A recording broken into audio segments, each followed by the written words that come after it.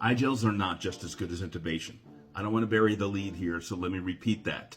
iGels are not just as good as intubation. That is a misunderstanding of the data and a innocent misrepresentation of the data.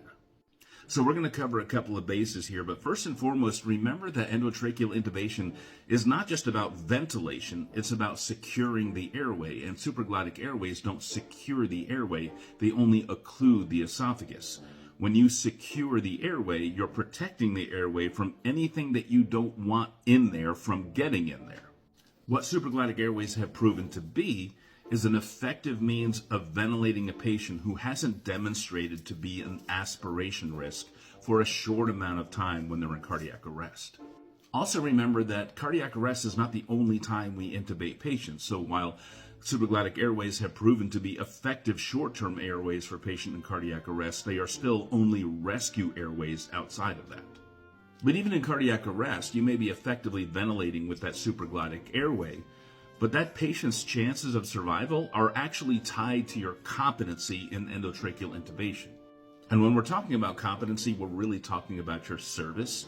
If you personally have been with your service for a year and you've intubated 3 times in cardiac arrest and have been successful 3 times, you technically have a 100% first pass success rate, but that doesn't actually mean that you're competent in intubation, and it doesn't infer competency to your service. Let's say your service has a first pass success rate of 90 to 95%. There's probably no reason for your service to adopt placement of supraglottic airways as a first line airway because you've exceeded the utility of a supraglottic airway at that point.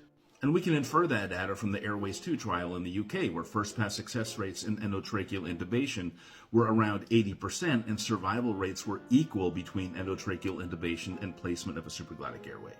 But in the PART trial in the US, first pass success rates across all those services was only around 50% and survival rates were considerably higher with placement of supraglottic airways. The moral of the story is that an endotracheal tube is a better tool than a supraglottic airway, but it's not about the tool in cardiac arrest, it's about the competency of the person using the tool, and that person should play to their competency, they should play to their strengths in that situation.